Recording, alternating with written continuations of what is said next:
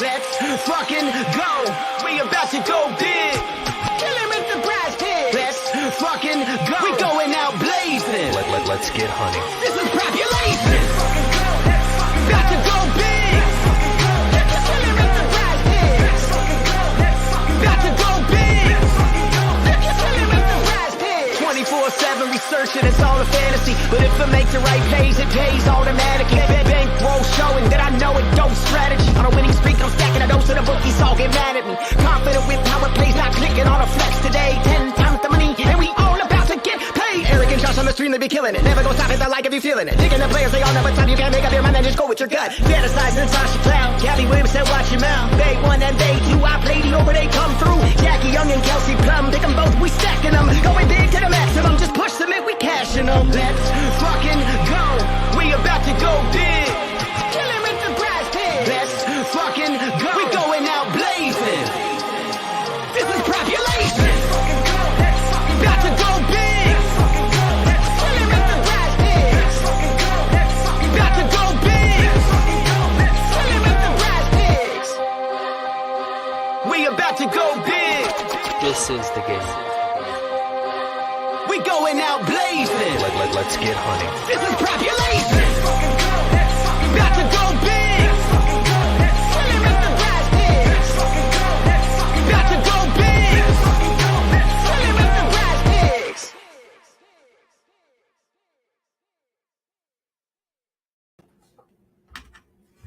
All right, what is up, crew? It is Tuesday, August 9th. We are back and better than ever.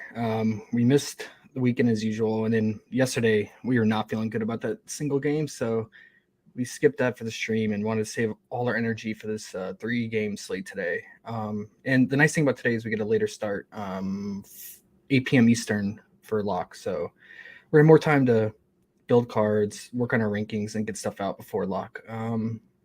Feeling pretty good about the slate so far. How about you, Eric? Yeah, I'm super excited for it. We got a reasonable taco to start off the day with, and I think we got some goodies for y'all today. Yeah. Thank you for reminding me. It's Taco Tuesday. Some people call it Trap Tuesday, but we'll see. We'll talk about that when in this first game when we get to Candace for that taco. Her points, I believe. But yeah, let's kick it off as people come in. We'll catch up with chat, but. We have an island game starting 8 p.m. Eastern, Seattle at Chicago. These teams have played twice already.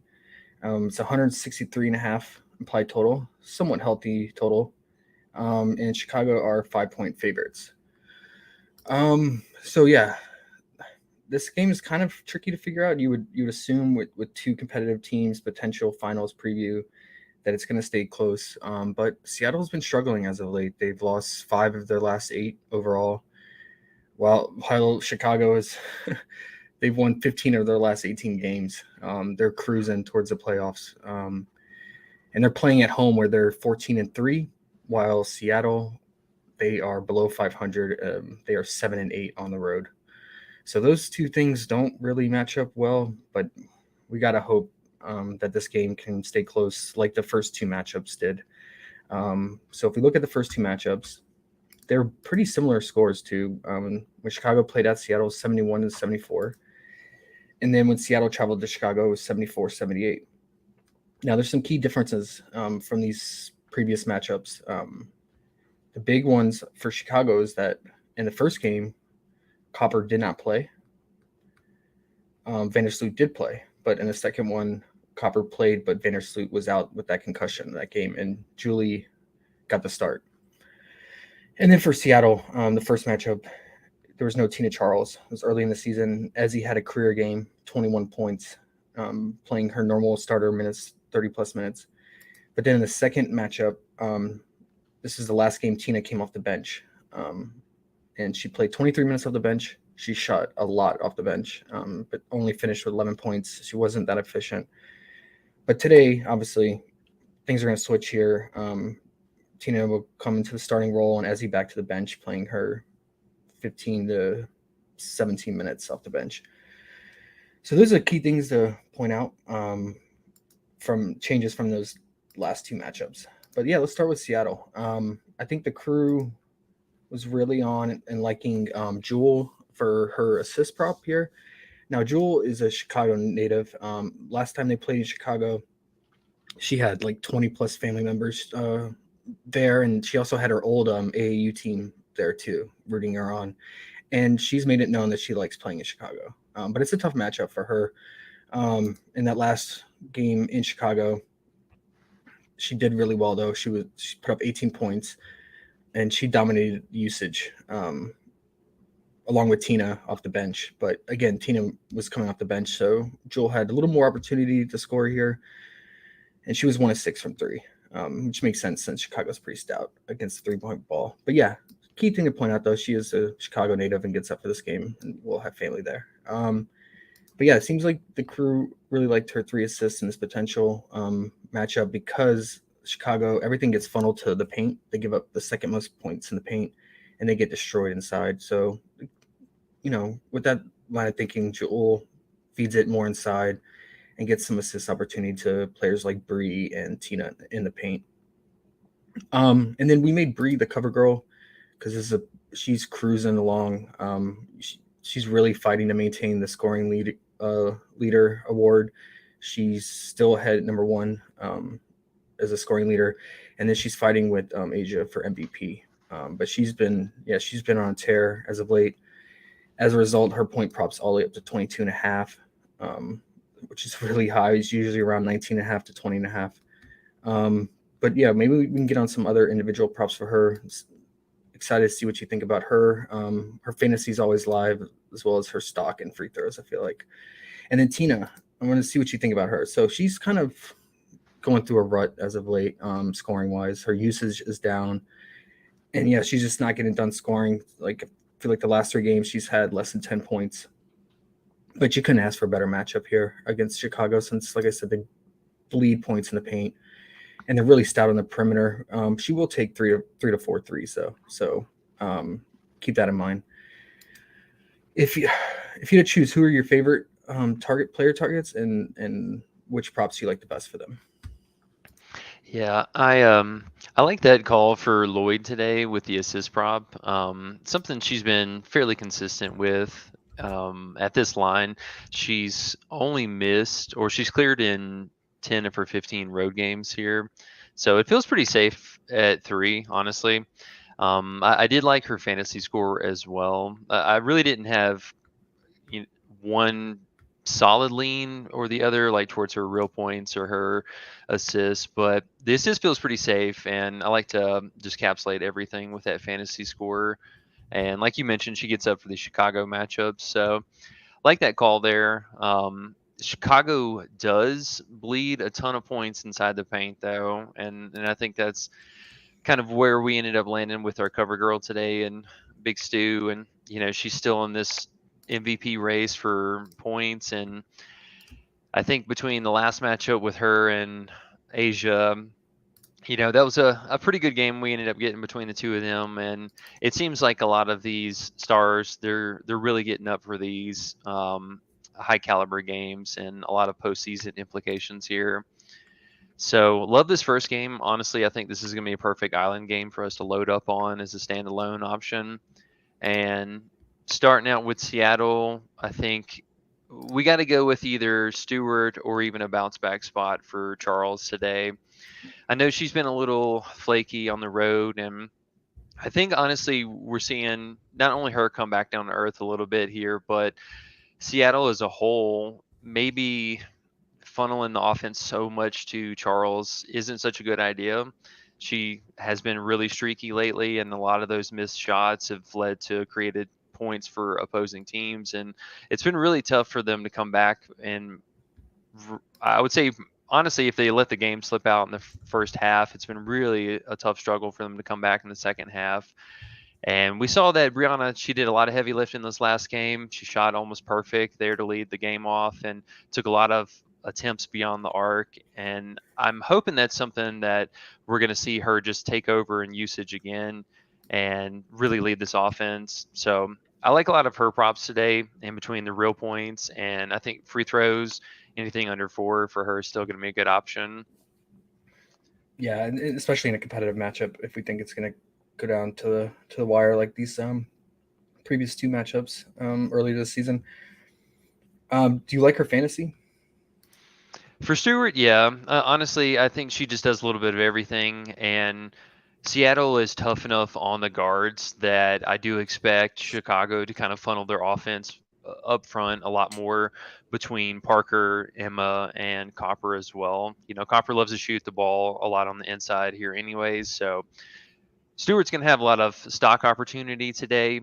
Honestly, I don't think she has really a bad prop to go after today. She should be seeing 33 to 35 minutes tonight of play, unless the game just really gets out of control here. And she's been one of the more consistent players on the road for Seattle today. So I feel pretty comfortable going back to, honestly, any of her props. Same.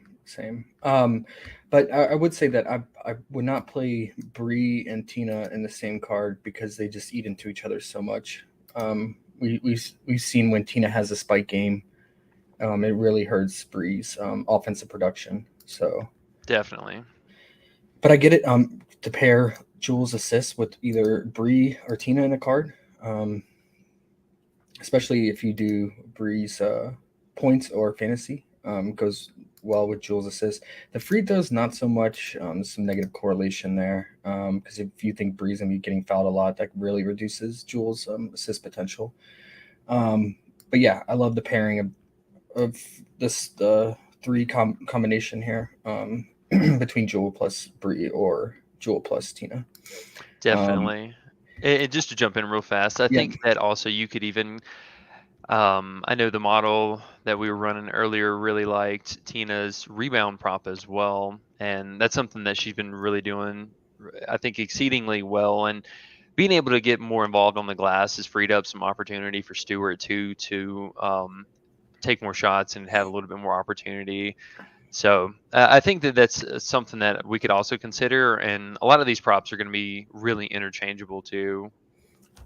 Yeah, it's a good point because man, they're going to need rebounding here. The last two matchups, Seattle just did not get it done in the glass, and that's been their case all season long. They're bottom three in rebounding percentage overall.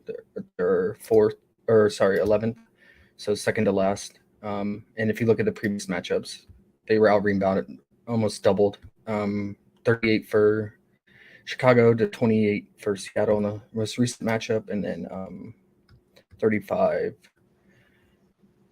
They out rebounded in the first matchup but that was at home against Chicago, and that was very early in the season. Yeah, and Bree really struggled to rebound in both games. She had around 3 and 5 rebounds in both games. So yeah, I'm with you on that. I mean, maybe we even consider Tina's 22.5 PR if you can't make a decision between her points and rebound. Yeah, honestly, and just kind of going back to what we were initially talking about, I think that those two are going to be some of our 1A, 1B options for Seattle today. If you don't feel maybe so strong about one, play the other one because they're both Mhm. essentially going to be in the same sweet spot tonight, being set up for a big game here.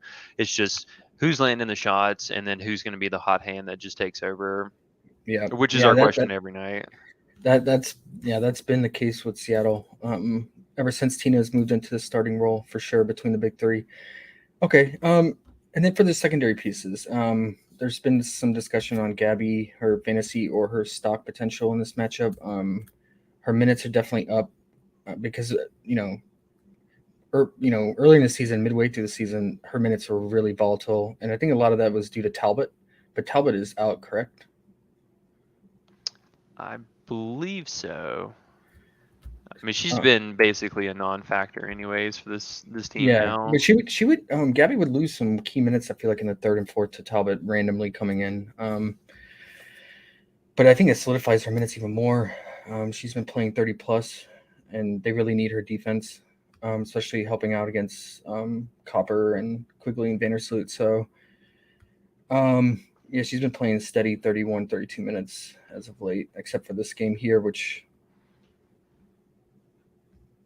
I'm not entirely sure. Looks like, yeah, Talbot ate into it a little bit, 13 minutes. Yeah, Talbot usually is like the direct check-in replacement for her.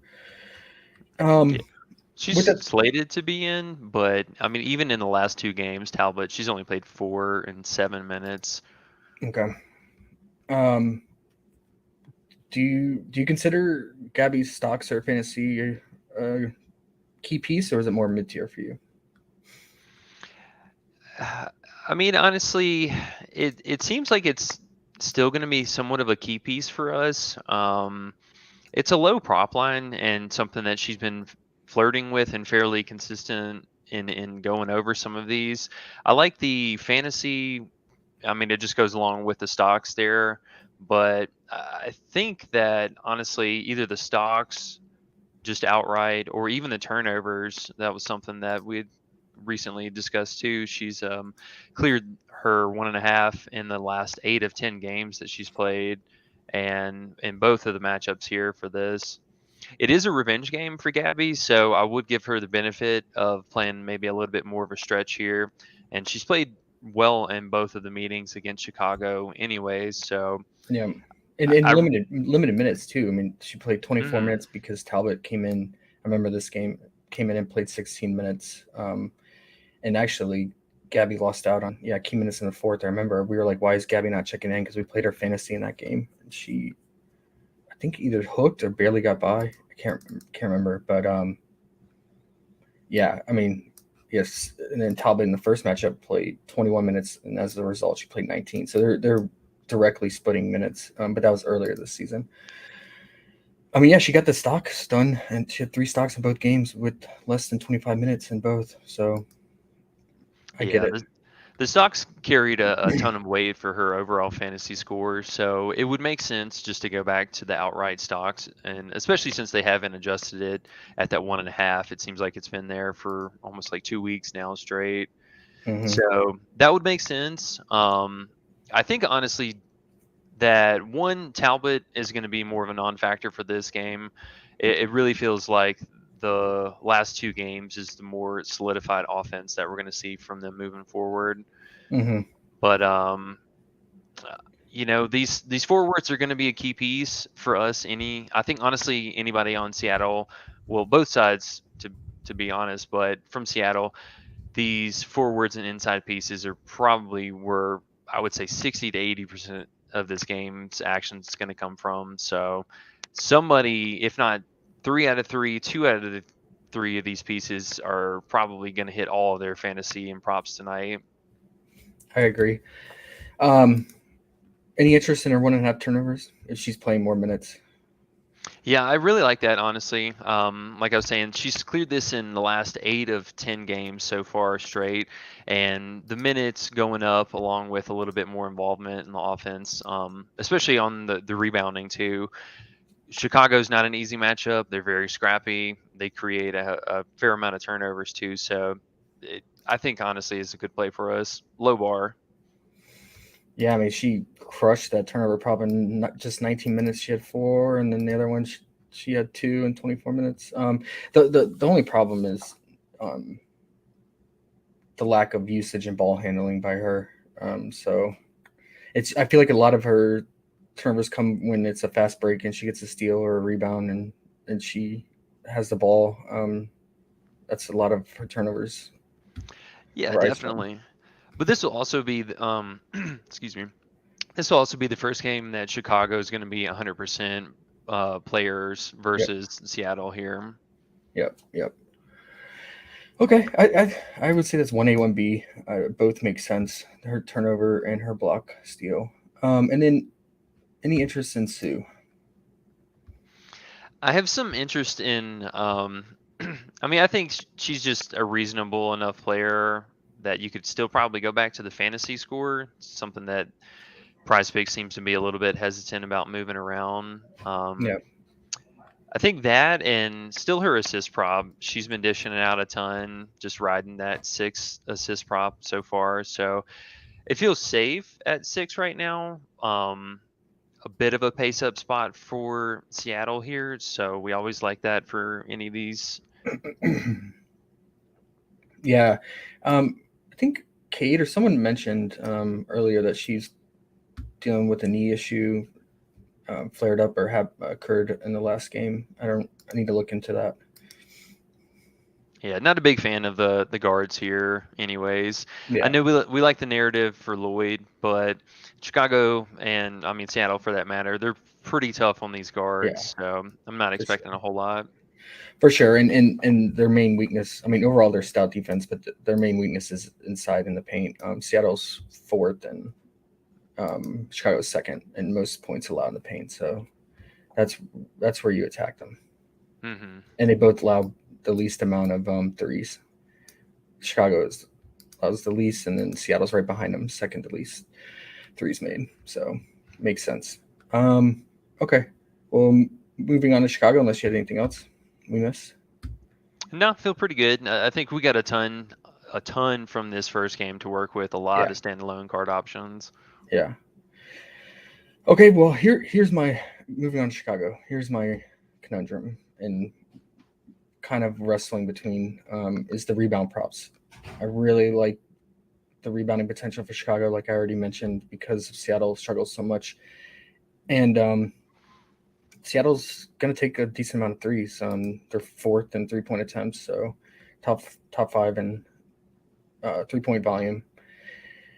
A lot of these rebound props are tempting. So let's try to narrow down our favorite because this is the lowest I've seen Candace at 8.5 rebound, and she's a taco. I get it for her points, but if you didn't want to do the taco, I think this is definitely in consideration. And then Emma's at 4.5, and Copper's at 5.5. I mean, these are all below their season average in a prime rebounding spot here. What is your lean between those three rank order? I think we got to go with Candace first right now. She's just got the most incentive to really get up there on the glass and show her dominance for this team. And we're seeing it honestly at kind of a fairly low margin. She's coming off of, that injury and then those two kind of questionable, not on restrictions, but still on restriction games. I'm using air quotes here. Um, Especially with Chicago now being back to full strength, I think that she's going to be out there for at least 33 minutes tonight. And we've seen in almost every game that she's played 30 plus minutes, she's a walking double double. And especially with dishing it out more lately, she's really trying to work between her and Emma and her and Azra whenever they're on the floor together to work on really boxing out a lot of these front courts. And that's something that I think right now, good spot to take advantage of with her having kind of a subpar recent outing. That PrizePicks moving that down to 8.5. She's going to get at least 9 tonight. Yeah, I feel like if as long as she plays like 30 minutes, yeah, I'm right there with you. I mean, they're coming off a really big win against Connecticut. I think they have swept Connecticut this season too. Now after that win, because they beat them most recently in overtime too without Candace. She had against one of the best rebounding teams in Connecticut, who's first in rebounding. She had 12 rebounds and she played 33 minutes, like you said, Yeah. and closed.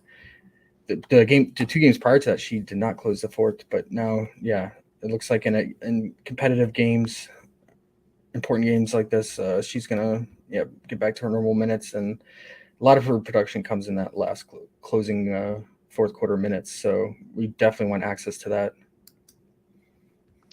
Yeah, for sure. And that was with JJ back to, I would say, being back to full strength too. So it Mm-hmm. doesn't get any tougher than that. And Mm-hmm. I think with how much we've been attacking Seattle on the inside today, I mean, this has got to be prime spot for us to start at. If not her outright rebounding prop, honestly, I love her fantasy. Just take everything today. She's going to be out there doing it all for the team. And we've seen the assist for her to be fairly consistent, staying kind of right over that 4 marker. So Yeah, they didn't give it to us. They know better. I know I was so mad. Uh, that was frustrating to see, but I mean, she Yeah, should be live for almost 40 fantasy score tonight at yeah, least. yeah. With you on that, and then what about Copper and Emma? Would you have any exposure to their rebound potential? Because I think both they're going to project well for their rebounding in this matchup. So Yeah, I think initially I was leaning a little bit more for Copper, just one of those incentive and motive reasonings. And she's had a fairly good history versus them as well, anyways. Um, really gets up for these home matchups. That's one thing I got to say for Copper is she likes to show out. And between her and Candace lately, I mean, and even Vandersloot more recently, but they've been really trying to work the glass and keep a consistent finite amount of like who's being involved on the glass and then who's breaking out early to get out on the perimeter. And that's something that we've seen that it's just it looks like Chicago is back to that prime postseason form team that they were last year. And if they're clicking tonight, you're going to see the same roundabout that we had this last game. Yeah, I agree. I agree. Um, okay, and then anything for Emma and Courtney that you like in this match? I mean, Courtney's been really stepping it up and just crushing this fantasy, which they've kept at 27.5. Yeah, I like the fantasy call. And even her stocks, they still left that at 1.5. She's been real scrappy. We know that she's been one of, I mean, for many seasons now, one of the key factors for their defensive and also facilitating the ball a lot too. So I like a lot of her props. Honestly, I think her assist is still good. Her stocks are still good. Even the turnovers, with Seattle being Mm-hmm. so tough on these guards here, Mm-hmm. she's cleared that in both of the meetings. So Mm-hmm.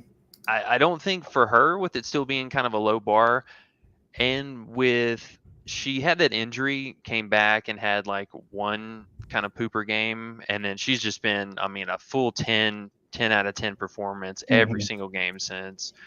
So she might honestly just be one of those players you can't go wrong today. Maybe just take the fantasy score and scoop everything up with it. Yeah, and then if you want just smaller individual lines, you just go with their block, steal, or turnovers. I like the turnover call. She's trying to force the issue in Seattle, being what I think they're third in opponent turnover percentage, top three causing turnovers. So I like that call. Anyone who's trying to play make a lot. Yeah. And then are you going to have any exposure to Emma and in particular her rebound, since we've already talked about how we like Candace rebound and Copper's rebound so much, it's going to be hard to squeeze that into. Yeah, it's I think for me going to be a little bit further down on the totem pole in the pecking order, but she's, I mean, very capable. You know, she was one of, especially early on in the seasons or early on in the season, she was a high priority for those rebounding props. So I don't think we could go wrong with that. And I think if you're going to tie it in with some of the other Chicago props, obviously be careful, don't take two different rebounding props here. Yeah.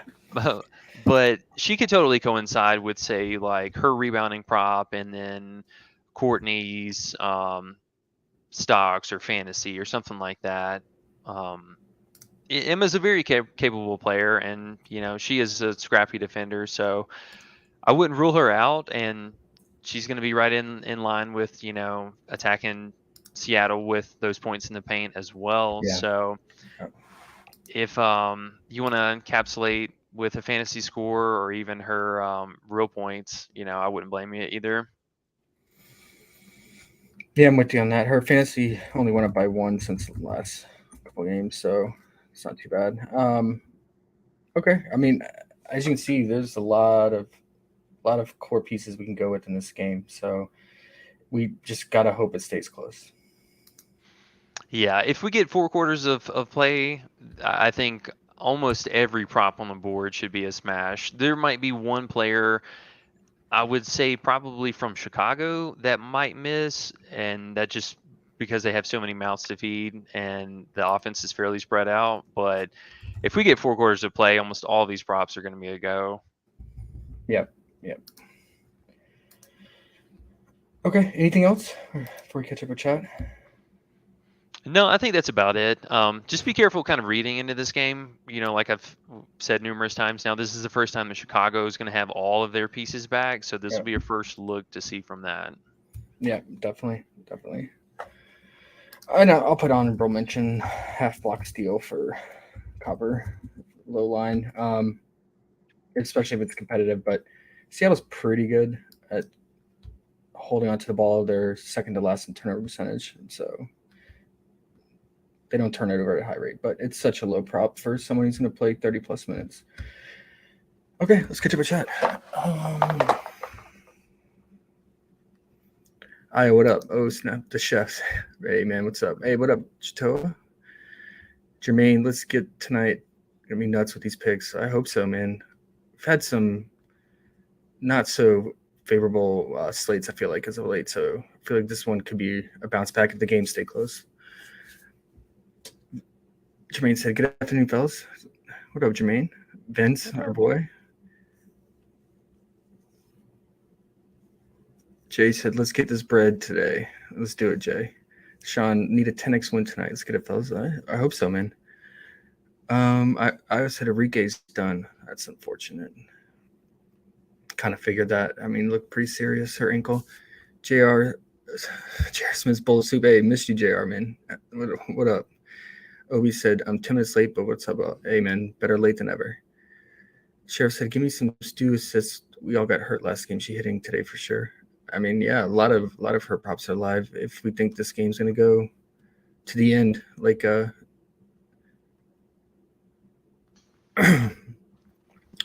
talked about. Sorry, I'm trying to read too. Aguita said, make sure to like the video. Hey, yeah, appreciate that. It helps us out. What about Stewart's 3-point at 2?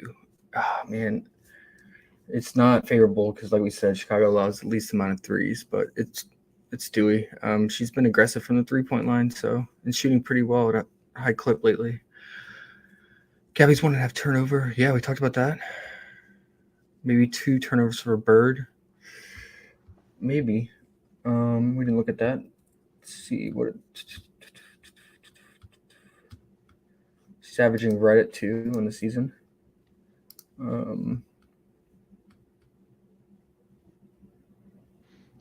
It's not it's not bad. I would think it's kind of neck and neck with Vandersloot at 2 as well.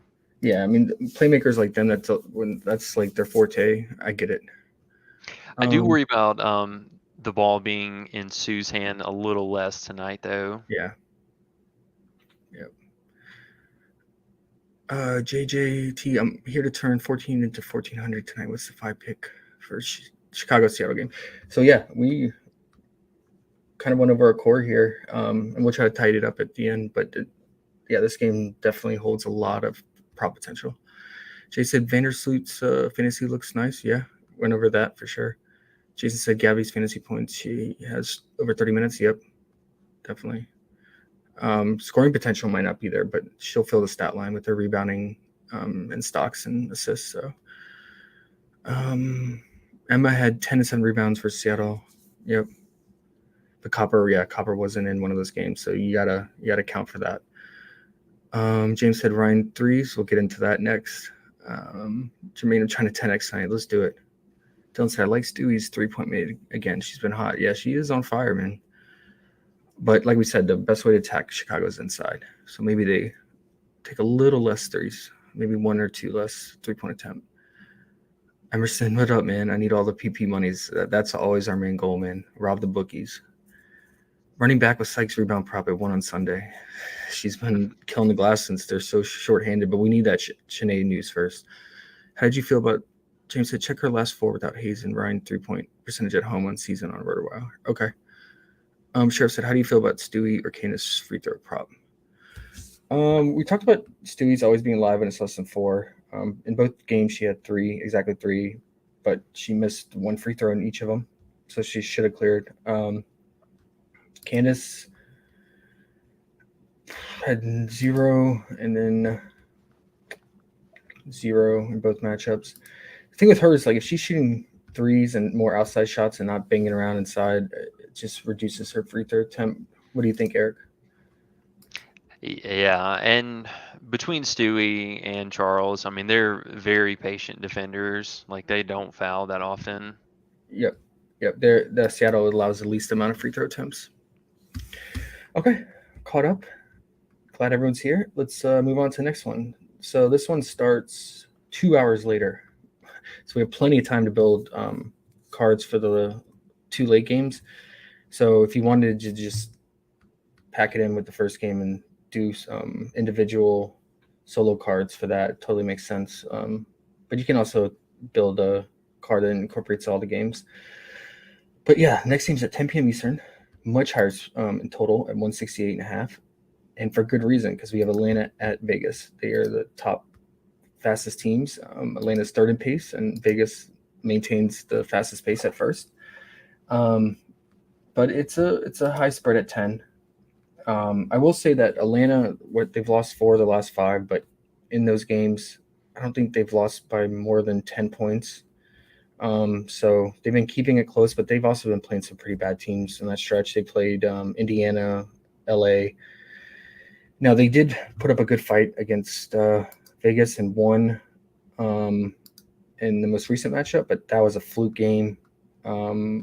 Ryan Howard shot 6 of 9 from 3. This is a game she returned from injury. 8 of 15 from the field. Hayes was 4 of 5 from 3. Durr was 2 of 4 from 3. McDonald was 2 of 2. Now this all makes sense, right? Because Vegas, they allow the most threes and the most 3-point attempts. So teams just like to make it rain from 3 against them. But this shooting percentage is just outrageous. I just don't see this repeating, and especially since Hayes is gone too. Hayes accounted for 31 points in that game. So you take her out, you reduce that 3-point percentage, 62% from 3. That's just insane. And they're on the road again, and we know Atlanta is really, really bad on the road. It does have a high blowout risk, but Vegas, they've been stumbling. They've been dropping some games they should have easily won. But I mean, this is a get right spot for them, being at home against Atlanta. Yeah, I would say if I had to get a percentage, I would give a 70 to 80% chance of blowing out. So with that said, we'll just get right into it with Atlanta. I think now that Maya is starting and Christy Walsh is out of the picture because she's out injury, I think that solidifies Maya's minutes and McDonald's minutes. And I think their point props could be in play because they do have 3-point potential, and that's what the Atlanta's going to need in this game to stay close. I feel like they're just going to chuck it from 3 like they did last game. So I get it for Maya's and McDonald's points, especially Maya's. It's only 9.5. Over the last games that she has been playing more minutes, she's averaging over almost 11 points per game, 4 rebounds, 2 assists, and 2 threes made. McDonald, since being back in the rotation, in her last 3 games, she's averaged almost 14 points per game, 3 assists, and 2 rebounds, and 1 3 made. So both of them, given more minutes, have shown they can be productive. But those, again, were against bottom tier teams as of late, Indiana and LA. So take that with a grain of salt. And then we have the Ryan Howard conundrum here. What Ryan Howard are we going to get? Are we going to get 5 of 10 from 3? Or are we going to get 1 of 12 from 3 Ryan Howard in this matchup? It sets up really nice for her. I mean, it's fast paced. Vegas allows the most threes. She's going to chuck it from 3. She's probably going to take 10 plus threes. But all our lines are juiced. Our fantasy's up to 34.5. PRA's at the 28.5. Her points are all the way up to 19.5. Her threes are still at 2.5. Do you trust her scoring in this matchup? And if not, could you get to Maya and McDonald? And then what's your thoughts on Cheyenne Parker? Yeah, I think I'm off Ryan today. I mean, we saw even in this last game, much easier matchup. She struggled on the road. Honestly, just Atlanta's so hard to trust on the road, and we have Vegas now coming back to what they've been on like a 6-game or 5-game road stretch here. Let's see, 1, 2, 3, 4, 5. Yeah, 6-game road stretch. So this is a huge homecoming game for them tonight. Honestly, I think they lay it on Atlanta tonight. It's not even going to be close. So with that being said, I think for Atlanta, I feel pretty comfortable going back with straight up points or PRA for Caldwell tonight. Hmm. and McDonald for that matter. Honestly, I think just straight up points for both of them is going to be the easiest route. They Between the two of them, Caldwell, she's chucking it from three, so that kind of falls in line with what we were talking about. And with McDonald, she's actually been driving and catching a lot of free throw attempts lately. So for her, I think she's got a couple of different avenues laid out in front of her that she could get there, and something that she's been clearing in the last couple of games as well. So it's going to be kind of a pick your poison. If you think this game is close, I think that we see the ball spread out a lot more for Atlanta here. It's not going to be just the Howard show and her doing all the lifting again. Vegas is definitely not going to let that happen. Just for example, the last game we saw a huge coaching change for their defensive scheme with Vegas as a whole. Not only did Stokes start to kind of counteract what was going on the other side, but they also switched the offense and their strategy for transition on defense. They started pulling Asia out and leaving her out at the line, leaving a lot of one-on-one underneath, and keeping a really tight coverage on the guards. So basically, you had one guard that was capable of shooting, and they completely took away another one of them. So I'm expecting that to fall in line again tonight versus Atlanta. They're probably going to have some kind of a double team, and Vegas plays almost lights out at home. So this is going to be a real tough sledding for Ryan. Hmm. I think that we just go to the secondary pieces. They're going to get a little bit of blowout run here and have a slight easier time against Vegas's bench pieces. But this is going to be a tough, tough game. I agree. So you think Stokes got this start not because it was due to matchup in Seattle, but it's like maybe something they're changing going forward because they've been struggling defensively as of late. I think so, or it's either one of two things. It's either that, as you mentioned, they just need to make a change because their bench has been really, really lackluster, and we've seen a lot of shortened rotation from the first unit to the second unit because their secondary pieces are getting in huge foul trouble, and they're also not able to keep the game close. So that's been one kind of issue. And another one, I think that Hamby just might be in the doghouse right now with coach. And, we had that contract extension this year. She's basically played horrible ever since then. And something's got to give. So maybe if we see her coming off the bench again tonight, I'm expecting the exact same game that we had. She could fall into a little bit more production with it being the secondary or being on the second unit now. But Stokes looked really good. She played very well on defense. She was fairly involved on the glass, and she had really good chemistry with Asia, which I think has kind of been something that's been missing as of lately. And so, if coach has got to light a fire under her by benching her, maybe this needs to be what is going to happen moving forward. Okay, yeah, um, yeah, I'm in agreement on all that, and I'm probably just gonna stick to the like you said, the secondary pieces, McDonald and Maya for their point props because I think they should play the entire fourth in a blowout. I imagine. I don't see why not. I don't think they really have anyone else that could come in, right? So Yeah, they're still down on personnel really bad. yeah, and with them playing blowout run, I think I think that just gives them even more opportunity to score against bench players.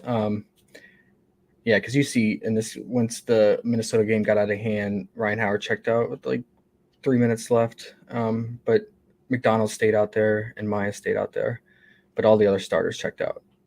Cheyenne Parker, Ryan Howard, Nas. So Yeah, if you think the game, it stays close and we get 4 quarters of play, then you probably will hit most of the props for the starters. But there's so much risk in this game, just on both sides. And yes, you can definitely argue that, hey, Atlanta has to win this game, huge playoff implications, but Vegas definitely wants to shore up all of their home court advantage and, the whole 9 yards here.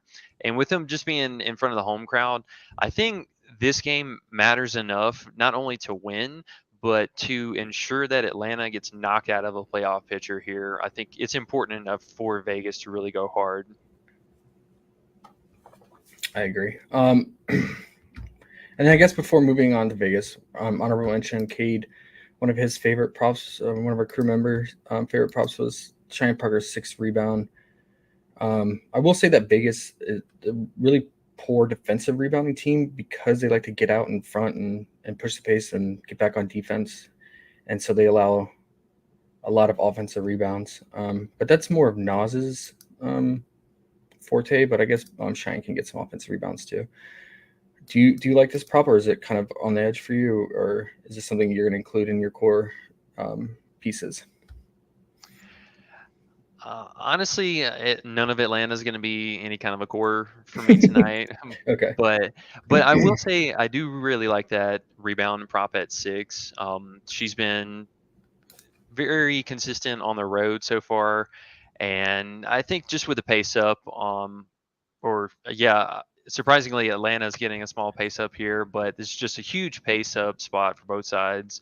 And with them shooting enough from the distance on Vegas side of things, she can just land into a couple rebounds here. So I like that call, and I'm still trying to figure out why. Like 30 minutes before we went live here, they bumped down Parker's fantasy and PRA for just no apparent reason.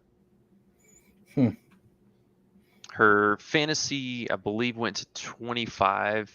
It went to 26 flat, so it went down a half a point, and then her PRA went down a whole point, down to 20 and a half. Oh, wow. So that was kind of weird to see. Not really sure why that happened. Maybe people are clicking under on it, thinking blowout. I'm not sure. We'll have to look into that. I don't know if there's any news released or anything, but okay. And then I think honorable mention, it's always in play, is Eric Wheeler under 7. I liked it better, obviously, at 7.5, but they have it down 7 points now. But it's always in play. Yeah, she does not shoot. The last person to shoot. Yeah. Okay, we can move on to Vegas. I think, man, we like a lot of props here, but I'm really nervous about the blowout. And some of these props we're going to want full game potential. So I went back and looked at some of the blowouts as of late, past 2 months, and Jackie still plays slightly the most out of all of them, just by a minute or two. And it's usually around 26 to 27 minutes.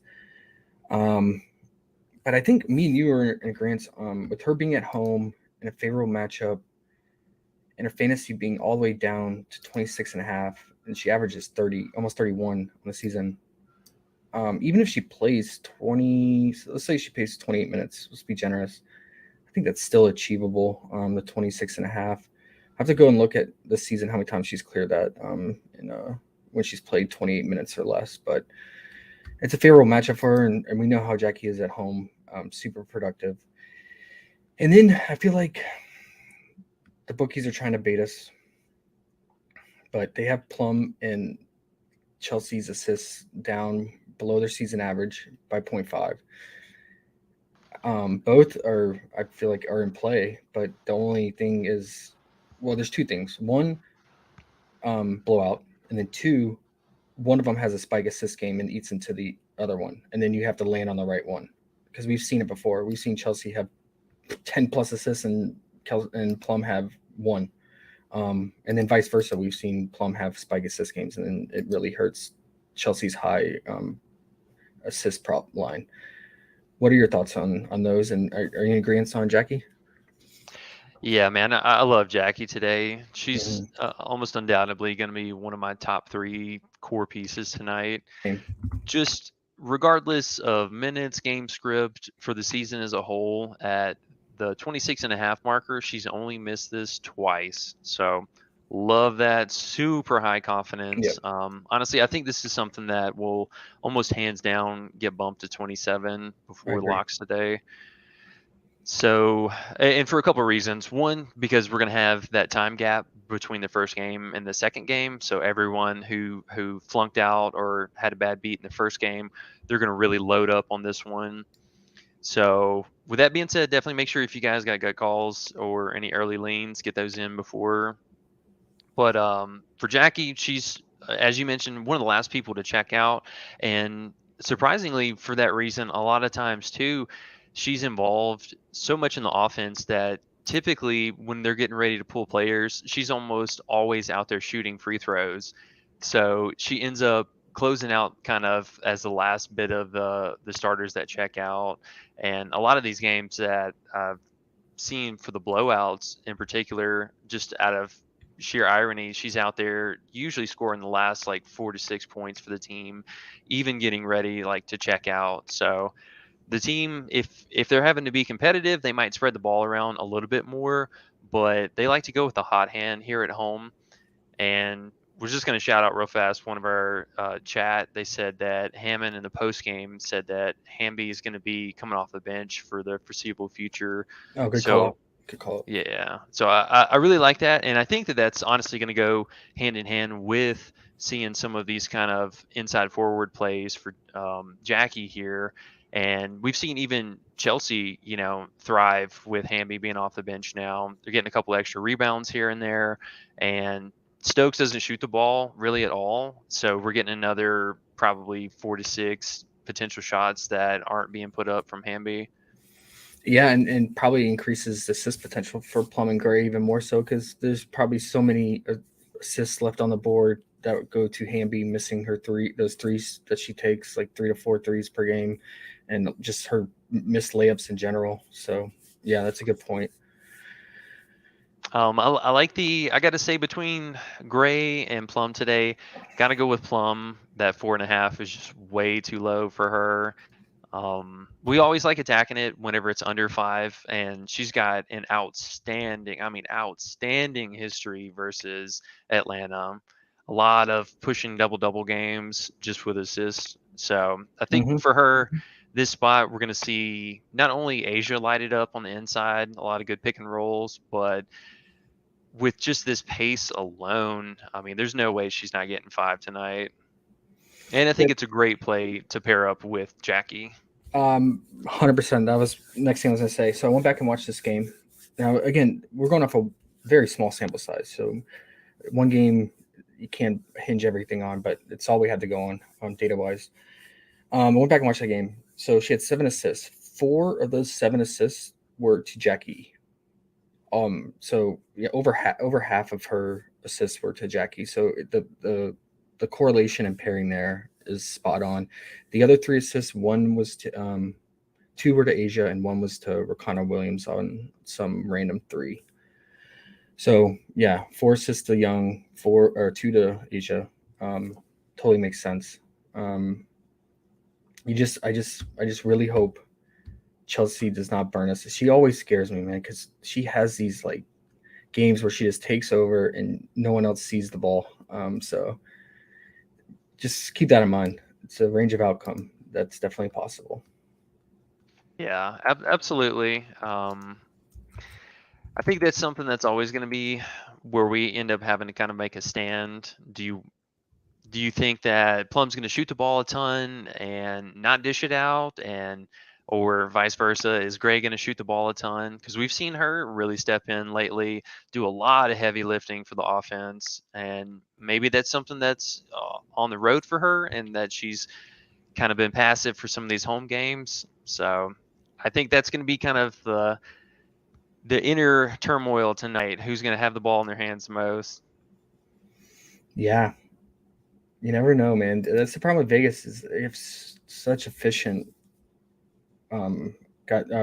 players on offense that any of these players can go off at any moment individually. So you got to go off of just trends and data on what's going to have the highest percentage of outcome happening. So she does have good history, and it makes sense if you want to pair it with Jackie. So I'm behind that. And then what are our thoughts on Asia? I think we talked about some individual small prop lines for her, including her free throw and 3 block steal. Do you have a lean on either one, and do you like them? Yeah, honestly, I think she's got a lot of really good looking props tonight. The Oh, it's at fantasy, 3. Okay. Yeah. Honestly, I think either points, stocks, or free throws. Either of those three got to be my top three options tonight. And then a distant fourth for an honorable mention. I think her 1.5 turnovers has still got to be in play. Would if you had to rank it, or have you not decided yet? Would you rank her free throws number one since it's all the way down to 3? I think that's probably the lowest we've seen it. Or would it be her block, steal, or points? I still got to work on the ranking. Man, they're just all so right there in her wheelhouse, and they're coming down. It honestly, it seems like PrizePicks was a little hasty with adjusting these props for her because they were over these 3 and 3.5 marker for a hot minute, and she only missed out against Seattle in that most recent, and even that she had the opportunity, she just missed the free throws. So I think probably free throws. I think that one might have the highest priority just because we haven't seen it at this flat 3 in a hot minute. And Atlanta's top 2, top 3 in Top two. fouls. Their second. Yeah, Yeah. top 2. She had Yeah, 5 in the most recent one, but she also had 7 stocks. I know. Jeez. She gets 3 stocks in every single game. So I think the stocks might be a little more geared to the safer push area, whereas the free throws seems like that has to be a gold mine at home tonight. Yeah. I think both can happen in just 3 quarters of play too. Definitely. We've seen a lot of games where her first points are right at the free throw line. Mm-hmm. And if you're worried about blowout and you don't want to go with their points, would you be interested in her first half points? Yeah, some interest. I know she burn us a little bit on the other day with Oh, it's that. down. It's finally back down to 9.5. Okay. Yeah, the Dallas game she burned us. She had 6, and it was at 10.5. It's in play. I think I still liked her real points. I mean, regardless of blowout, I think if they're blowing them out, Asia's going to have probably 80% to do with that. Mm-hmm. Yeah, first half, man, it can be so frustrating at times. If it just doesn't bounce your way early on, obviously, and you're cutting your opportunity in half. Okay, I like that. I'll put you are getting a 0.5 discount on the first half. Yeah, I saw that. Okay. And then are we missing anything else? Do you want to talk about Stokes props at all? They're low enough, I think they're in play, but not with the same level of priority. Like that 12.5 fantasy score was just so free the other night. Yeah. And blowout run, would her and Hamby not play? They went with Plisson a little bit there towards the end. Yeah, I know. I was just about to say, I think she played almost the whole fourth quarter. Yeah, it looks like none of them played. Yeah, there's some risk with that, and I think the offense is still trying to figure out their rotation and stuff. So that's just, you're asking for trouble, I think, getting in that. Mm-hmm. Then I'll put honorable mention Chelsea's 5.5 assists. I feel like if you want to mix and match with Plum's, but I feel like the crew as a whole likes Plum's assists paired with Jackie the most. So Yeah, all right. for Plum currently versus Atlanta, she's on a 4-game or 4-for-4 meetings of just crushing that prop, like not even close. She had 7+ in every meeting. Yeah. Okay. If there's nothing else, move on to the next one. Yeah. Did you want to get caught up on chat or get Yeah. ready to I was just making sure we're not missing out anybody. It's unfortunate they didn't give us Chelsea's. They didn't give us her block steal, and they didn't give turnover either. Yeah, I kind of liked her fantasy, but I mean, you're getting almost a 3 point discount from her to Young, and Young plays so much better at home. So Yeah, that's just, I feel like Gray's just kind of getting lost in the shuffle tonight. yeah. We both noticed that individually and really liked it. So okay. Oh yeah, we got the bot. Oh, it's a good day. Um. Had you read that one? Plum. Oh, thank you for Jermaine for calling it out. Her .5 block steal. I feel like that's always in consideration. I think in this matchup, was this the matchup? This was the match. Oh my gosh, it was so tilting. That prop came about, I think, right around this game, and we played it. And I took video clips and posted it on Twitter. If you go back I and look, remember she had clear steals, and they gave them to one they gave to Connor Williams, and another one they just didn't count it. they gave it to Gray. I remember that. Yeah, so Gray, they gave one to Gray and they gave the other one to Connor Williams. Very frustrating. I was tilted. Oh, and it brings me back. The Vegas scorekeepers, they can't be trusted. Oh my gosh, there was multiple games in a row that they just weren't counting stuff. So keep that in mind if you're considering it. I don't know if they use the same scorekeepers and when they're playing Vegas or not. Aguita said Nas season. I can't do Nas. I can't do it, man. I can't do it. Watch. I mean, she could have 8 rebounds, but I can't. And you have Beatrice coming in, Kia Vaughn. They eat up rebounds. It's just so annoying, that front Vaughn court. especially, man, she is so frustrating. Yeah. 40 said Gabby fantasy score. Yep, we went over that. People like that. JT plum blocks over. Yeah. Feeling lucky, go with that for sure. I feel like Ryan Howard and all these, especially Erica Wheeler, turn it over at a high rate. Yeah, we didn't mention that. We can throw in Wheeler's turnover prop too. She had 5 turnovers in that game, and just how fast paced it's going to be. Vegas, they don't really create that many turnovers. They're bottom 3 in opponent turnover percentage, but just due to the pace and how bad Erica is, I think you can consider her 2.5. She's been turning over at a high rate lately, so thank you for reminding me of that. The correlation, if you want to play the plum block steal. Confirm. Yeah, she's been pretty steady with her turnovers. With her, it's just minutes. If she plays down to her like 22 to 24 minutes, that's makes it nervous. Click on her turnovers. Sean said, "Will be able to win in game 1 tonight, cash out, and make a card for games 2 and 3. If they're good about paying out right away, yeah." Real fast to hit on that. So sometimes with the payout structure, it depends on what props you're picking. If you're taking the points and assists or points rebounds or anything basically that doesn't have the data behind it, those payout last every time. So just a heads up on that. That's a really good point. Really good point. But yeah, those are always last.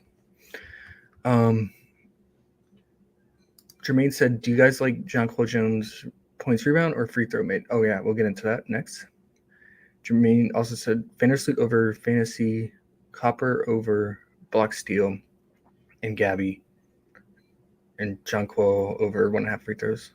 Looks good. Yeah, and kind of not to harp too much here, but so much of Gabby's production is coming strictly off of her stocks. So just keep that in mind. Mm-hmm. Cowboy said, "What's good, fam? I'm glad you're here, Cowboy. Glad you made it." Patel said, "For the last game, NECA under PR looks free." Read my mind. Io said 10x tonight. I hope so, man. Let's do it. We got to navigate through these blowouts and how to approach them correctly and appropriately. So, good segue. Last game on the docket. It starts 30 minutes after the second game. It's at 10:30 p.m. Eastern, so it's the ultimate late night hammer island game. Really unhealthy total for good reason. It's 158.5 point total, and I think I need to change this to 11 last time I looked. And we have Connecticut at LA. You couldn't have more polar opposite teams going at it. LA, they are bottom in offense, bottom in defense, massive losing streak, and they've only eclipsed 80 points one time over the last 6 games. I don't think they've eclipsed 80 over the last 5 games, team total point. While Connecticut is crushing offensively, they've exceeded 80 points, I think 4 of the last 5 games. And then also Connecticut has the highest net rating against bottom 3 teams that are offensive rating and defensive rating. So this is terrible matchup wise. And another thing is that LA gets all their points by driving it inside and shooting from inside the paint or within 10 to 15 feet of the basket. And we know Connecticut, they're just stout inside with the Twin Towers and Jonquil and Brianna. And then you have Alyssa Thomas, who's a great defender. And then their perimeter defense is just as good with Courtney and Heidemann. This is just this is awful. Late night hammer game. Be careful. First half props could be in play. And on top of that, LA, their flight got delayed. I think it was scheduled to arrive Sunday into LA Sunday night, and they had to stay overnight in the airport, and they didn't get back till Monday, and they had to sleep in the airport. So Neko tweeted some stuff out about that and frustration. It's just the stars aligning for them to not have a good game at all. But it's WNBA. Anything's possible. But yeah, I would say maybe if LA was a 3-point shooting team, they could stand a chance, because teams that have a puncher's chance usually get it done from the 3 ball, but that's not the case with LA. They only have Katie, who can shoot from 3 somewhat efficiently. So I think unders are in consideration here. I think Sykes took a recent inflation bump for how productive she's been. I think her points could be considered under, along with NECA's points under, and their PRA as well, because they all got bumped up. Well, NECA's went down, but Sykes went up to 21.5. Yeah, she's been getting it done with her rebounding and assists, but this is a terrible rebound spot for her. And I think it also depends on Shanae news. So, but let's focus on Connecticut. Very, very favorable matchups here. I mean, Bonner and Alyssa Thomas could have a field day scoring and rebounding and just doing it all fantasy-wise. But again, there's a blowout risk. And then one of the more popular props talked about on Discord and social media would be Jonquil Jones's 1.5 free throw, especially if Shanae starts. We know she hacks. So what are your thoughts on those? And how's your risk tolerance with going with Bonner and Alyssa Thomas for their fantasy or PRA or points in this potential blowout? Yeah, there's definitely some risk with the two of them, I think. And not only with it being on the road, but the Sparks have been so frustrating. I mean, we've just seen this team completely implode over the season. So we'll get to that hot mess here in a second. But I think honestly for Connecticut today, I love Jonquil. I think that she's coming off of those conditioning games, and we saw her in this last game. I think personally she's back to 100%, and she's been really stellar for them all season on the road. So for me, I think all things are leading for her to be one of the top plays from this game. That 1.5 free throws is just wildly too low. Even if we get between, I think honestly, Chene or Olivia, those two have a fair amount of hack in between both of them. And NECA, even for that matter, she fouls at a fairly reasonable rate. So that's just way too low of a bar for us. And honestly, it might get bumped up to a full 2 before locks today. But I think if that happens, maybe a little bit more hesitant on the free throw and we go with just straight up points. But Sparks allow so many points in the paint, and Jonquil, not only she'll shoot the 3 ball, which Sparks are top 2, top 3 in 3-point attempts allowed. So she'll be one of at least the potential 3-point shooters for Connecticut here. Kind of another reason why, if you might like Bonner, her real points might be in play for you there. Hmm. But Jonquel, she's going to take all the usage, all the shots here, and just tear up that inside front court. Yeah, and then she should dominate on the glass too. With Sparks being the third worst rebounding team, and this is something we targeted all season. But oh man, I'm still bitter about Connecticut first half props with the weird rotation. Yeah. It's back down to its low of 12.5 PRA. This is something we've frequently targeted in blowout spots for Connecticut. Would you be willing to risk a first half prop on her? I think so, honestly. We're kind of in the same situation we were last night with Thornton and being able to attack that front court. So for me, I think that even in a limited fashion, her fantasy score or PRA are going to be live in both first half props and full game props. I think she goes out there and pushes almost her full game prop before the first half, honestly. Yeah, because I mean, there's definitely a scenario where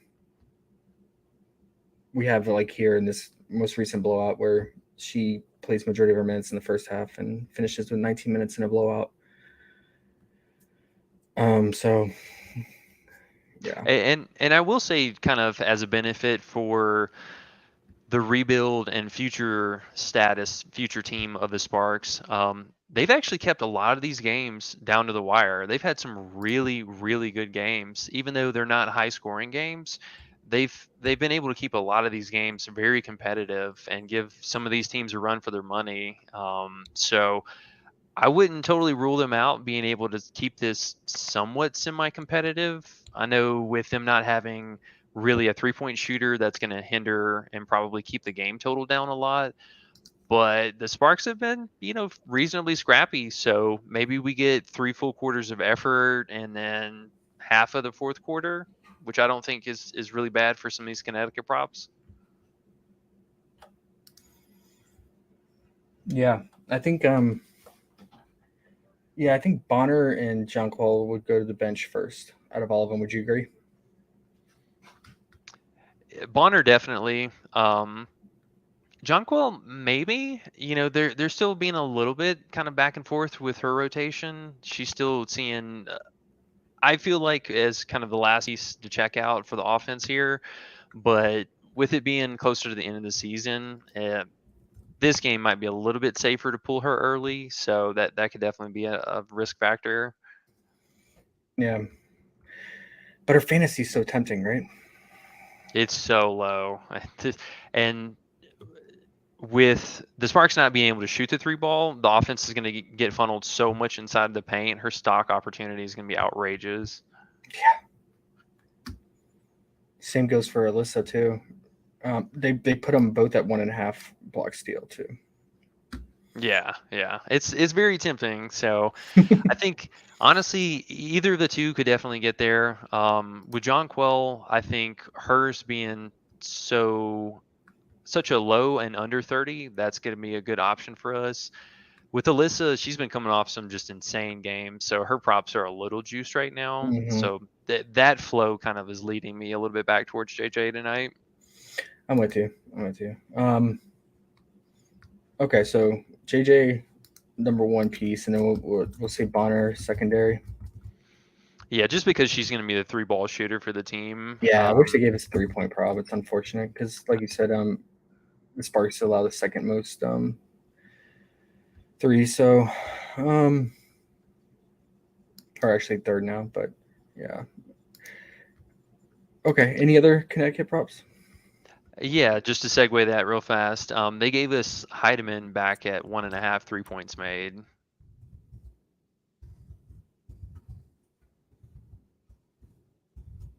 Makes sense. Although her minutes are volatile, as we've seen that most recent, or the game before the most recent one. Yeah, that fluke game, Yeah, whatever happened. She's averaging 1.8 on the season, 4.6 attempts. So I get it. Okay. Any others? No, this one I think we should definitely proceed with caution because there Yeah. could be huge blowout risk. Yeah. I mean, oh, man, Alyssa Thomas's rebound is so tempting, but it's above her season average finally now, and you're gonna want to at least go into the fourth quarter to clear that. I feel like, but you couldn't ask for a better rebound spot here, especially if Shanae's out, because Olivia Oh, yeah. she does not get it done on the glass, and we know NECA's been taking nights off on the glass. So, okay, ready to have some fun? Yep, let's chop up this scrapyard. Okay, so I'll lead it off with saying that Sykes she's like a roller coaster up and down. Like she'll have these stretch of games where she's playing way above her norm, and then she'll go rock bottom on you in a heartbeat. But if you go and look at for both her and NECA, mainly for NECA's scoring potential, but if you go back and look at the last, I don't know, handful of games, Connecticut is shutting down the primary scorer of the opposing team. Skylar had 15 and 16 points in back-to-back games against them, and that was without Tarasi. So she was the primary go-to, and no different here for NECA. I mean, she's all they have offensively, really. And then they held Copper just recently to 11 points. So they really focus in on some of the best scorers on the opposing team. And NECA, as a result, her point prop is down to 17.5. It's been living at around 19.5. But I think Bet 365 has her at 18.5. I would really like that for the under. What do you think about taking the under on that? Is it too risky because you're taking the under on someone who's going to be the main de facto number one scoring option? But we saw with Skylar being that totally shut down by Connecticut. But they are at home, so somewhat of a boost. And then Sykes, she's been getting done scoring, but if there was ever a game for her to come back down to earth, I feel like this would be it. Yeah, I think for Sykes, you're really just rolling the dice there if she's going to have a hyper efficient scoring game. In theory, kind of tagging along with what you were just mentioning with Connecticut really shutting down some of the key players, it would make sense for Sykes to benefit or be the main beneficiary That's of true. this. Mm-hmm. So I don't have honestly any kind of a gut feel one way or another for Sykes. I think that it's in her wheelhouse, and we've seen, her really carry the load more recently. So however individually you want to gauge that confidence, I'm going to leave that out to y'all tonight. But for NECA, I actually really, really like the under call for her. Just going back and looking at the last, 4 seasons straight. For 3 straight seasons, she has never cleared this point prop. And if we go back to 2019, she's only cleared this prop twice or 3 times, and 2 of those were in a postseason setting. So Connecticut really, really has her number. They've really, really worked between, I think we're going to see Alyssa Thomas almost 80% of this game. She's going to be in her face, guarding her as a one-on-one defender. Connecticut is almost going to forego any of the other options, especially with them not having a 3-point shooter now. Connecticut is going to give them all the chances to try and create offense that they can, and they're going to completely take her away tonight. So we could see NECA get into early foul trouble. That could be a huge cause. Connecticut's been really good about creating that as a problem and just getting inside of your head as a whole, like mentally. But she's going to have a world of hurt tonight between, I think, Alyssa, Brianna, if she's going to be driving on the inside. And then she's going to have a lot of bouts with Bonner on the perimeter. So this is not going to be an easy game for her whatsoever. Yeah, for sure. I will say it's probably going to be a sweat because we've seen her as of late start games really hot and have like 12 points in the first quarter and then just completely disappear the game. Yeah, it's going to be a sweat. I mean, she'll probably finish. I mean, if I had to project, I would say anywhere from 12 to 15 points. So it'll be a early sweat most likely, but the process is lining up. Everything's lining up for her to not get over that 17 and a half. And then I guess if you're worried about her getting it done scoring, you could consider the PRA under because of how good Connecticut is at rebounding. They're first, like I said, in the league rebound percentage. But it would really stink if she picked up, say, her normal 6 rebounds and then got a fluke like assist game where she had like 4 or 5 assists, which we've seen her do sometimes, and she goes under her points but gets over the PRA. I feel like with unders, it can be tricky at times because when you go under a PRA, you're giving the player a little bit more avenues and leeway to get over that hump. Do you like the points more or the PRA? It's really hard to say.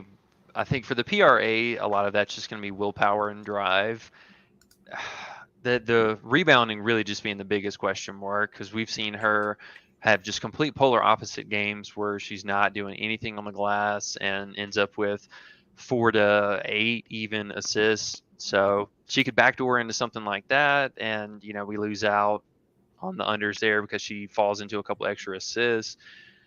I think honestly the points will probably be just the safer route. If she's not getting those free trips to their free throw line and being able to pad it with that, I don't think her just natural talent is going to get us there. Yeah, yeah, and it's important to point out with NECA, she's a true vet. She's 32 years old, Yeah. been around the league a long time, and to have to sleep in an airport, she was pissed about it, and have to sleep in the airport, get back late on Monday, and then have to turn around and the next day play one of the best teams in the league. It could wear on a vet, so it's something to think about, even more so pointing towards her going under. But yeah, I will say there's always a risk when you're going under on players who they're the primary go-to option. So just keep that in mind. I don't want people to get upset if we hyped up this under big time and she finishes with 19 points or something like that. Yeah, they're going to be back at home. This is the first game back home, and it'll be the first in 5 games they'll be back home. So there's a little bit more incentive there. But man, you want to talk about crazy? This is their 5th game played in a week. This team is to the max tired right now, and Yeah. then having that whole airport nonsense thrown in on top of that. Plus, they have nothing almost to play for here right now. It's setting up for a huge blowout and very underwhelming, I think, performance from a lot of these Sparks players. I'm right there with you. I would give it 85 to 90% chance of blowout and underperforming on the Sparks side for sure. With that said, is there any other piece that you would target? Let's say we probably won't have the Shanae news before main slate locks, but let's say that she's out. Would you have any consideration for Olivia's props? Probably not, unless PrizePicks really overcorrects this past poor performance. It felt like that first day they ended up bumping, I think, twice on her initial lines. So they're pretty keen in on that, and this is not going to be an easy front court matchup at all. So probably no interest there at all. Honestly, for me today, I only have a small bit of interest in Canada's assists. She ended up with 12 assists this last game, and she's been super consistent with dishing the rock around a lot. Who's going to score? I honestly have no idea. That I couldn't tell you. But Canada, yeah, right. That's been her bread and butter, and something that she's been really thriving in the last month here. Okay. Maybe you could pair it up with Katie's 3 points. Let's see, you're just clicking on that. Yeah. So her 1.5. Yeah. She made that clutch 3 to tie it, man. It's just unfortunate the defense totally failed them at the end with Parker getting that easy layup. Yeah. Okay. And then Yeah, I guess we're mainly talking for like if someone's doing the late night hammer card tilt betting or something. But I think if Shanae is rolled in, that would make me probably like NECA's PRA under even more so, or maybe even her PR, because we've seen when Shanae plays, it really affects NECA's rebound potential. Other than that, and maybe if Shanae plays, you can consider. I'd probably fade Sykes rebounds. I know she's been killing it, but a big part of that's because Shanae's been out and Livia's not the best rebounder. I would probably, and it got juiced to 4. It's been at 3.5. But would you agree that if Shanae plays, you probably not consider the 4?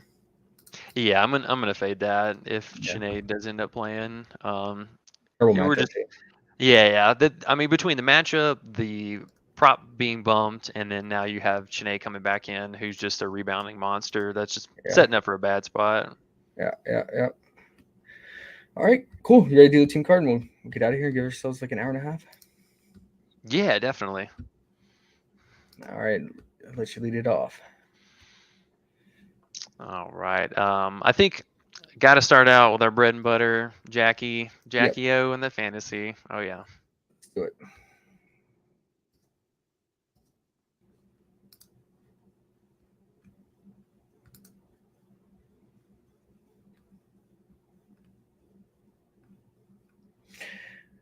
I was gonna go with one of the rebound props for Chicago, but I probably won't do Canis because people will probably play her taco. I assume. I don't know. Um,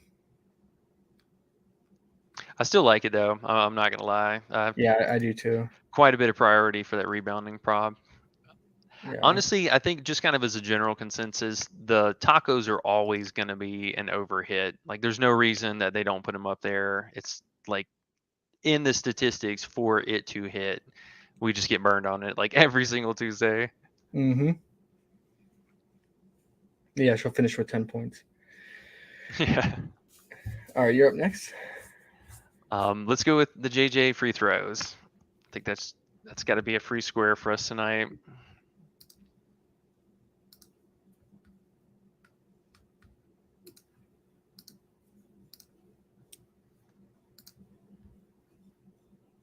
All right, and then I will vote either Jules assist or Plum's assist. If we want the correlation play, we can do Plum, but I was trying to get more exposure to this first game. What do you think? I'm cool throwing as a flex too, one of them, but Yeah, I was just about to say we can go up to 5 picks for this. I think okay. there's enough options for us today, and we'll give a couple extra picks from this first game too, because there's so much. Yeah, I like that a lot. I guess we have time real quick. We can do a card just with the first game if people want to try to clear a card to build up bankroll for the later games. Yeah, absolutely. Let's start it off with Stewart. I think fantasy, just take everything. Okay. And then I will say we already did Canis rebounds. We like that. Obviously, you can do your taco. Let's go with Yeah, and then Emma, I know you keep bringing it up. what she's so weird at times, man. Like she'll just take games off and not be aggressive on the glass in other games. She just like crushes it. Yeah, she's been killing it on the assists. Yeah, but they finally bumped it to 4. Yeah. Let's go with let's go with Vandersloot's fantasy. Nice. I like it. All right. For the next one, let's go with Gabby's stocks. I was gonna do that too. I like it. And then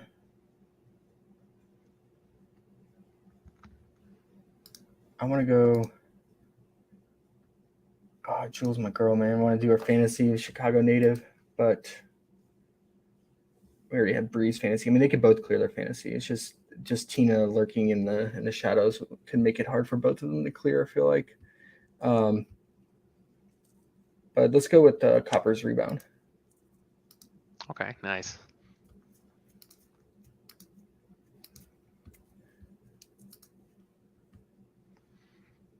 We're Just gonna go 'cause- up to a fifth one for this or no? yeah, we can. But I mean, if people want, you can play just a 4 since it's one game. You swap out Copper's rebound with either Emma's rebound or Candace's rebound if you feel better about one or the other two. Yeah, I like that. I think if we were to go up for a fifth, either Tina's Mm-hmm. rebounds, I think, got to be in play for us, or man, this is a tough last little call. Yeah, I think her rebounds probably one of the best for the last consideration. Yep.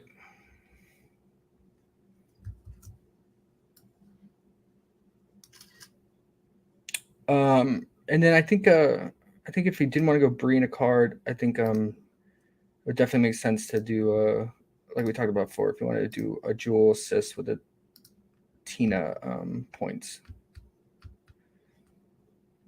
Yeah, I like that. If you just want to get more exposure. And then you could even you can even do Bree's free throws or stocks instead of Copper's rebound or something like that. But yeah, that looks good. And then finish off a chat and we'll get rolling with the rankings and get them out to everyone. Oh man, the bot's going nuts today. It's our good luck charm. Yeah, it is. Jermaine said JJ's points, rebound, or free throw. I think everyone's on free throw and agreement on that, just because she could probably get that done in a blowout too. Fantasy score. Oh yeah, we went over that.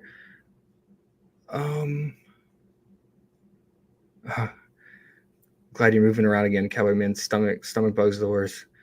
Jermaine, Gabby Williams, block steal versus turnover. What's she like best? Man, I would say block steal because she just doesn't handle the ball that much. So I'd rather rely on her to get it done defensively, or she doesn't require to get the ball. But Chelsea for Nico, when under PR would be better than points since Connecticut's a good rebounding team. Yeah, for sure. Especially if Shanae plays. How do y'all feel about Copper and Plum over 0.5 block steals? I think they're low props. I think Plum has a higher stock average. She's averaging just over 1 on the season, while Copper's pretty much right at 0.5. But Copper probably has higher potential to play full minutes than Plum. So they both have their pros and cons. Sparks are spent, JT said, no doubt. Trill Fate, good calls. Hey, appreciate that, Trill. Emerson, you guys post these in Discord? Yep, I'll post these. And we'll post our rankings and other favorable cards that we like if we have time. But yeah, I'll definitely post those team cards, stream cards in the Discord. And if you're not part of Discord, the link is below. Really solid team we have going. And all our stuff is open source, all our material.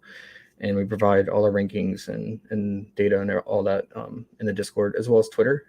So you can find Eric at He Made It Happen on his Twitter. And Eric also has a YouTube channel. We're still in the works of getting it set up for the live streams because we want to alternate the live streams on his channel and in this group channel. So keep an eye out for that. We'll keep you posted. It's in the works. But yeah, Eric, you want to give a shout out to your YouTube? Yeah, absolutely. You can find me at Eric's Prop Stop. Probably won't have a video today, but we'll definitely have videos pretty much every day for content. Looking forward to the live stream. Just trying to make sure we do it up and come out with a bang. Have a nice one for everyone. Yeah, it takes time. We just get it set up. We'll get there. All right, guys. Yeah, keep a lookout for all of our rankings and stuff on Twitter and then in the Discord. Try to get that out within the next 30 minutes to give you an hour and plenty of time. And then a lot of this stuff will hinge on injury news for the late game with Chine playing or not. So probably won't have that many props up for that one in the initial rankings, but we'll adjust once we get that news later on. But yeah, I hope we crush it today. Big bounce back spot. This is it. Last week of the regular season. So we'll have playoffs, but yeah, let's finish this strong. Let's get it. All right, Eric, you got anything else? Yeah, just good luck tonight, and stay tuned for late news and lineups. All right, guys. Good luck. Get that bread.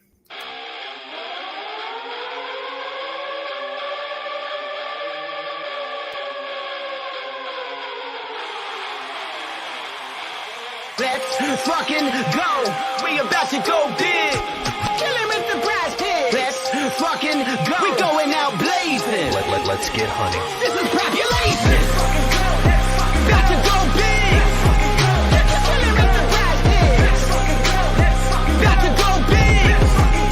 Kill him with the PrizePicks. 24/7 researching, it's all a fantasy. But if I make the right plays, it pays automatically. Bankroll showing that I know it goes strategy. On a winning streak, I'm stacking a dose of the bookies, all get mad at me. Confident with power plays, not clicking on a flex today. 10 times the money, and we all about to get paid. Eric and Josh on the stream, they be killing it. Never gonna stop it, I like if you feeling it. Picking the players, they all know what time you can't make up your mind and just go with your gut. Fantasizing, Sasha Cloud. Gabby Williams said, watch your mouth. They 1 and they 2, I play the over, they come through. Jackie Young and Kelsey Plum, pick them both, we stacking them. Going big to the maximum, just push them in, we cashing them. Let's fucking go. We about to go big. Kill him with the PrizePicks. Let's fucking go. We going out blazing. This is population. About to go big. Kill him with the PrizePicks. About to go big. Kill him with the PrizePicks. We about to go big. This is the game. We going out blazing. Let's get hunting. This is population.